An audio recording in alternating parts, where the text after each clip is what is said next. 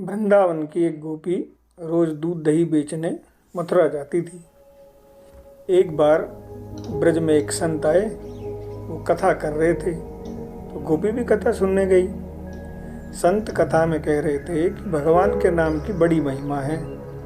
नाम से बड़े बड़े संकट टल जाते हैं। नाम तो भवसागर से तारने वाला है।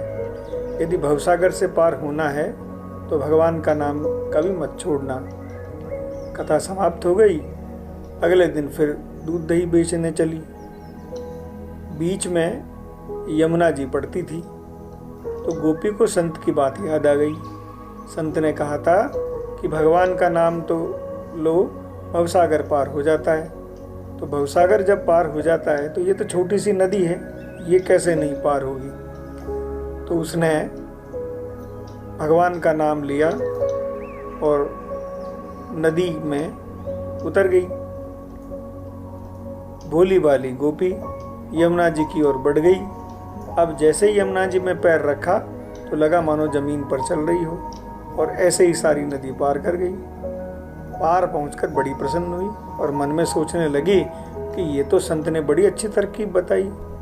यहाँ तो रोज रोज नाविक को बुलाना भी नहीं पड़ेगा और पैसे भी नहीं देने पड़ेंगे। एक दिन गोपी ने सोचा कि संत ने मेरा इतना भला किया है तो मेरा फर्ज बनता है कि मैं उन्हें खाने पर बुलाऊं। अगले दिन गोपी जब दही बेचने के लिए गई तो संत महाराज के पास पहुंची और संत महाराज से निवेदन किया कि महाराज आप मेरे घर पे भोजन करिए। तो संत राजी हो गए।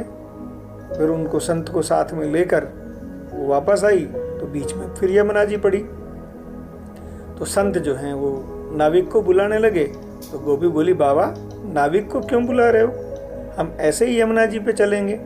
संत बोले, गोपी कैसी बात करती हो, यमुना जी कोई कैसे पार कर सकता है बिना नाव के। गोपी बोली कि बाबा आपने ही तो रास्ता बताया था। आपने कथा में कहा था कि भगवान का नाम आश्रय लेकर भवसागर से पार हो सकते हैं। तो मैंने सोचा जब भवसागर से पार हो सकते हैं तो ये तो यमुना जी है, ये क्यों नहीं पार हो सकती।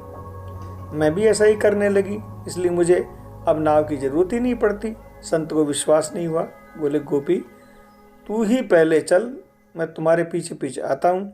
गोपी ने भगवान के नाम का आश्रय लिया और जिस प्रकार रोज आती थी वैसे ही यमुना जी को पार कर गई। अब जैसे ही संत ने यमुना जी में पैर रखा तो छपाक से वो तो गिर पड़े। संत को बड़ा आश्चर्य हुआ। अब गोपी ने जब देखा कि संत तो पानी में गिर गए तो गोपी वापस आई और उसने संत का हाथ पकड़ा और हाथ पकड़कर जब चलने लगी तो संत भी गोपी की तरह ही जैसे जमीन पर चलते हैं वैसे चलने लगे। तो संत बड़े गदगद हुए और जब गोपी दूसरी पार जब उनको लेकर गई तो उसके चरणों में पड़ के और रोने लगे और उन्होंने कहा, गोपी तू धन्य है।